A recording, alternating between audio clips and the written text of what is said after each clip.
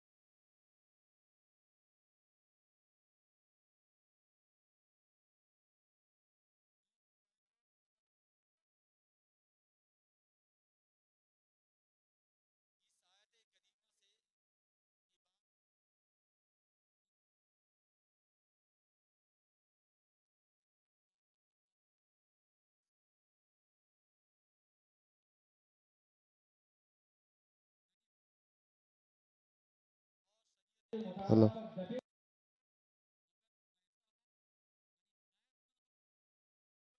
تمہیں نقصان نہیں پہنچا سکتا۔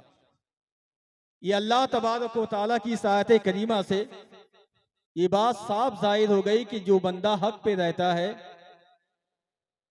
کوئی گمراہ، کوئی بدمذہب، کوئی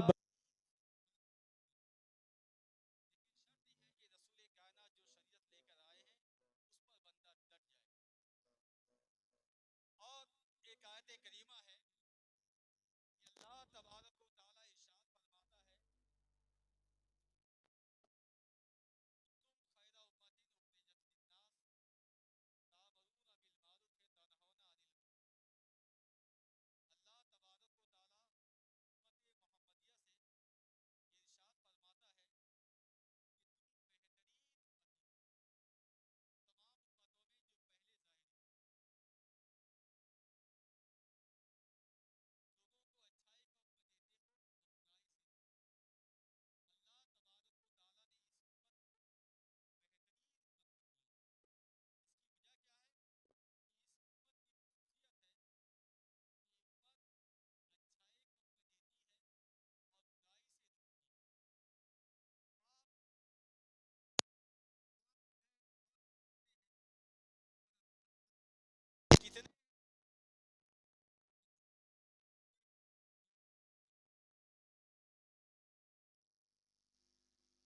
آپ کتنے اور حضرت حذیفہ رضی اللہ تعالیٰ عنہ جو کہ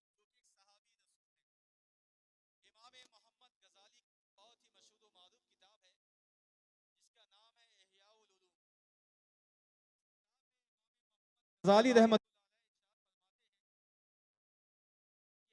حذیفہ رضی اللہ تعالیٰ عنہ سے بات پوچھی گئی کہ ہندوؤں میں مردہ کون ہے؟ تو حضرت حذیفہ رضی اللہ تعالیٰ عنہ نے ارشاد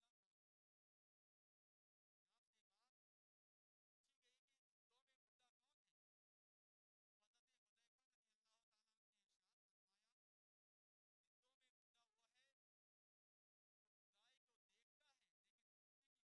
ہے، جو اچھائی کا حکم نہیں دیتا، جو امر بالمعروف اور نہی عن المنکر یعنی اچھائی کا حکم دینا اور برائی سے روکنا اس کی خصوصیت نہ ہو، وہ زندوں میں مردہ رہتا ہے۔ کون فرماتے ہیں؟ صحابی رسول حضرت حذیفہ رضی اللہ تعالیٰ عنہ۔ اور صحابی رسول جو بات بتاتے ہیں معمولی بات نہیں، بلکہ جو اللہ اور اس کے رسول کا فرمان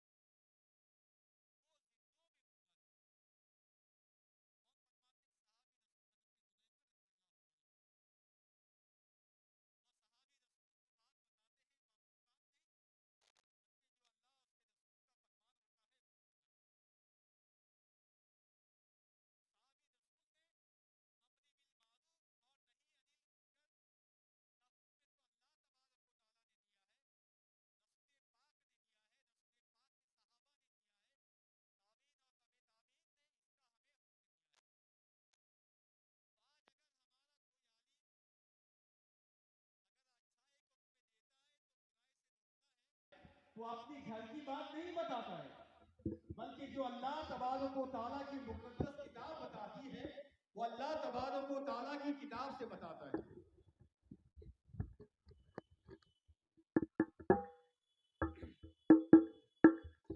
وہ اللہ تبارک و تعالیٰ کی کتاب سے بتاتا ہے، اور ساتھ ہی ساتھ جو میرے مصطفیٰ نے فرمایا ہے، میرے مصطفیٰ کے فرمان کے مطابق بتاتا ہے، جو صحابہ کرام نے ہم کو سبق دیا ہے اس کے مطابق بتاتا ہے۔ اب اس کے باوجود اگر کوئی عالم پر اس کے باوجود کیچڑ اچھالے یا عالم کی شان میں گستاخی کرے، عالم کی شان میں توہین کرے، تو مسلمانوں اس کے تعلق سے شریعت کا یہ حکم ہے۔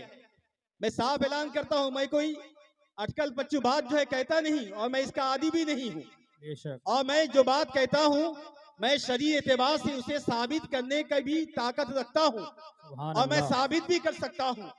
جو بندہ کسی عالم دین کو حق بات بولنے کی بنیاد پر جو قرآن مقدس کے پیغام کو عام کرتا ہے، یا سرکار دو عالم کے پیغام کو عام کرتا ہے، یا صحابہ کرام کے پیغام کو عام کرتا ہے، اگر اسی پر قرآن مقدس کی آیت کو بیان کرنے کی بنیاد پر، یا صحابہ کرام کے اقوال کو بیان کرنے کی بنیاد پر، یا تابعین کے اقوال کو بیان کرنے کی بنیاد پر اگر کوئی عالم دین کو فدین کہتا ہے، تو مسلمانوں ایسے شخص پر کفر کا فتویٰ ہے۔ سبحان اللہ۔ ایسے شخص پر کفر کا فتویٰ ہے، اس پر توبہ لازم ہے، تجدید ایمان لازم ہے، اور تجدید نکاح بھی اس پر لازم ہے۔ بے شک۔ تو مسلمانوں ایک عالم دین کا یہ کام ہے کہ وہ امت مسلمہ کو اللہ اس کے رسول کا پیغام پہنچائے، اس لیے کہ آپ کوئی نبی آنے والا نہیں ہے۔ تو علماء جو ہیں یہ ورثۃ الانبیاء ہیں، نبیوں کے وارث ہیں علماء۔ یہ کس نے کہا ہے؟ ہم نے نہیں، ہم جیسے مولوی نے کہا نہیں، بلکہ اللہ تبارک و تعالیٰ کے رسول ارشاد فرماتے ہیں العلماء ورثۃ الانبیاء، یہ علماء نبیوں کے وارث ہیں۔ بے شک سبحان اللہ۔ تو جب علماء نبیوں کے وارث ہیں تو علماء کی یہ ذمہ داری ہے کہ وہی بات بتائے جس کا حکم رسول پاک نے ہم کو دیا ہے، جس کا حکم اللہ تبارک و تعالیٰ نے قرآن مقدس میں بیان کیا ہے۔ اے پیارے مسلمانوں، آئیے میں آپ کو بتاتا ہوں کہ حضور نعمت ملت انہی شخصیتوں میں سے ایک شخصیت کا نام ہے جو جب تک دنیا میں باحیات رہے اچھائی کا حکم دیتے رہے اور برائی سے بے شک سبحان اللہ۔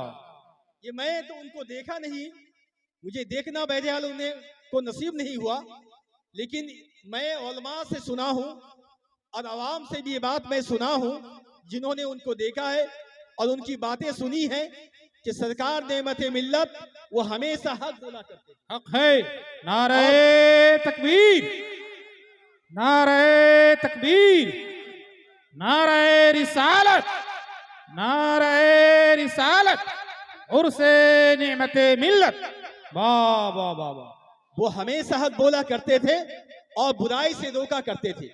میں نے سنا ہے کہ حق بولنے میں بالکل بے باک تھے آپ اسٹیجوں میں ابھی بھی اگر کوئی گڑبڑی کرتے تو اسے فوراً اسٹیج میں ٹوک دیا کرتے بے تھے۔ شک یہ سرکار نعمت ملت کی خصوصیت ہے اور یہ ایسی نعمت ہے مسلمانوں کہ اللہ تبارک و تعالیٰ ایسی نعمت ہر کسی کو نہیں دیتا ہے اور ایسی نعمت سے ہر کسی کو نہیں نوازتا ہے۔ بے شک حق ہے۔ کیونکہ جو بندہ امر بالمعروف اور نہی عن المنکر کرتا ہے اس کا مقام و مرتبہ اللہ تبارک و تعالیٰ بروز محشر اتنا بلند و بالا فرمائے گا کہ شہدائے کرام کے مقام و مرتبے سے زیادہ، مجاہدین کے مرتبے سے زیادہ امر بالمعروف اور نہی عن المنکر کرنے والوں کا مقام ہوگا۔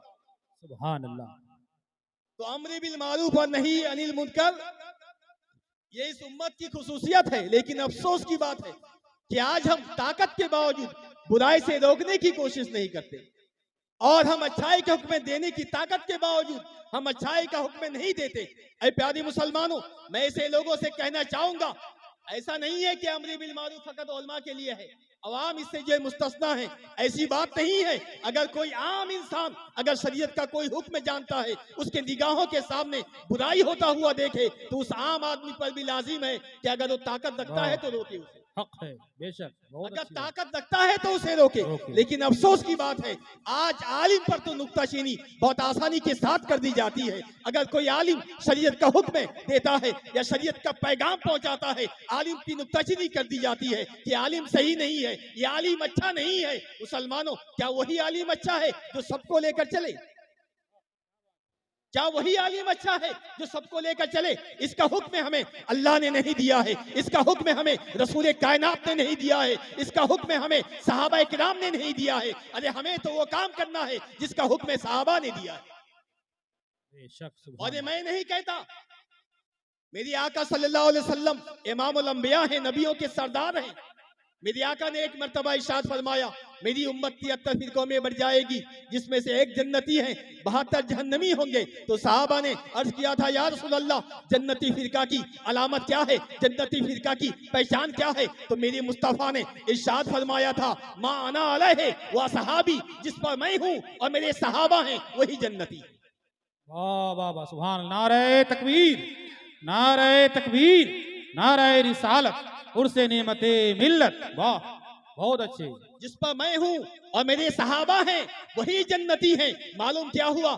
اگر کوئی عالم صحابہ کے طریقے کو اپنا رہا ہے، اگر کوئی عالم نبیوں کے طریقے کو اپنا رہا ہے تو وہ گستاخ نہیں ہے۔ مسلمانوں، اس کی توہین کسی بھی صورت میں جائز نہیں ہے۔ اے مسلمانوں، علماء کی توہین کر کے اپنی عاقبت کو تباہ و برباد نہ کرو، کیونکہ علماء کا مقام اللہ تبارک و تعالیٰ کے نزدیک انتہائی بلند و بالا ہے۔ مسلمانوں، جو عالم کی توہین کرتا ہے، جو عالم دین کا गुस्ताख है जो हक बोलने पर आलिम दीन की नुक्ताचीनी करता है। ऐसा बंदा अज़ाब इलाही में गिरफ्तार होगा और कहीं ऐसा ना हो कि उसके आखिर में अंजाम जो है कुफ्र पर भी हो सकता है, अल्लाहु अकबर, उसका खात्मा कुफ्र पर भी हो सकता है। जो आलिम का गुस्ताख है, जो आलिम बरहक का गुस्ताख है, यकीनन ऐसे बंदे का खात्मा ऐसे बंदे का खात्मा जो है बुराई पर हो सकता है, कुफ्र पर हो सकता है। इसी वजह से ऐ मुसलमानों, आलिम की गुस्ताखी करने से बाज आ जाओ, आलिम की गुस्ताखी करने से बाज आ जाओ। ऐसा नहीं है अगर 100 आलिम किसी नाजायज को जायज समझे तो वो चीज जायज हो जाए, ऐसा नहीं है। बेशक 100 आलिम के हमारी तरह अगर 100 आलिम किसी नाजायज को जायज समझ ले तो हम जैसे 100 लोगों के नाजायज को जायज करने से वो चीज जायज नहीं होगी, बल्कि वो चीज नाजायज ही रहेगी। और कोई आलिम अगर हक बात बोल दे, हक बात बता दे, तो ऐसा नहीं है कि वो आलिम सबसे बुरा हो गया, ऐसा नहीं है मुसलमानों। ये आलिम की जिम्मेदारी, ये आलिम पर वाजिब है। और ये भी अल्लाह तबारक व तआला के रसूल ने इरशाद फरमाया है। अल्लाह के नबी इरशाद फरमाते हैं, इज़ा ज़हरतिल बिदअ वल फितनु उसब्बा सहाबी फाइज़हुल आलिम व इल्महु व मन लम यफअल ज़ालिक फअलैहि लानतुल्लाहि वल मलाइकति वन नास अजमईन। अल्लाह के नबी ने इरशाद फरमाया कि जब बिदअतें और फितने जाहिर हो और मेरे सहाबा को गाली दी जाए तो आलिम पर वाजिब है कि वो अपने इल्म को जाहिर करे। वाह आलिम पर ये वाजिब है वाजिब जो है। अपने इल्म को जाहिर करे। इल्म को जाहिर करने से मुराद क्या है? इल्म को जाहिर करने से मुराद यह है कि हक बताए, हक बताए, जो शरीयत का हुक्म है उसी को बताए, शरीयत के खिलाफ ना करे। अगर कोई आलिम ऐसा नहीं करेगा, रसूल पाक फरमाते हैं अगर कोई आलिम ऐसा ना करे, वो मल्लम यफअल ज़ालिक, अगर कोई आलिम ऐसा ना करे तो उस पर अल्लाह तबारक व तआला की लानत है और अल्लाह के फरिश्तों की लानत है और तमाम लोगों की लानत है। मुसलमानों, हम 5,000, 6,000 रुपया, 7,000 रुपया तनख्वाह लेकर अपने ऊपर अगर अल्लाह की लानत को बरसाएं, फरिश्तों की लानत को बरसाएं, तमाम मुसलमानों की लानत को बरसाएं, तो फिर फायदा क्या हुआ इस्लाम में? आज जो होटल में रहकर बर्तन साफ करता है वो भी 20,000, 25,000 रुपया कमाता है, लेकिन एक आलिम ने दीन को 5,000, 6,000 रुपया तनख्वाह दी जाती है। अगर 5-6 हजार रुपया तनख्वाह लेकर लेने का मकसद क्या है? इस्लाम में रहने का मकसद क्या है? कि हम अपने दीन को बचा पाएं, अपने दीन को सलामत रख पाएं। अगर हम दीन को सलामत नहीं रख पाए और दीन को बचा नहीं पाए तो फायदा क्या हुआ इस्लाम में रहकर? ऐ मुसलमानों, आलिम का काम है कि वो शरीयत का हुक्म को बयान करे। अब ये बात अलग है कि आप उसको अगर मानेंगे तो आपको फायदा मिलेगा, नहीं मानेंगे तो आप अपनी आखिरत को तबाह और बर्बाद करेंगे। अल्लाह तबारक व तआला की बारगाह में दुआ है, अल्लाह तबारक व तआला तमाम मुसलमानों को अहले सुन्नत वल जमात पे कायम व दायम रखे और रसूल कायनात की सुन्नतों पर अमल करने की तौफीक अता फरमाए। आमीन। आमीन व मा अलैना इल्लल बलागुल मुबीन।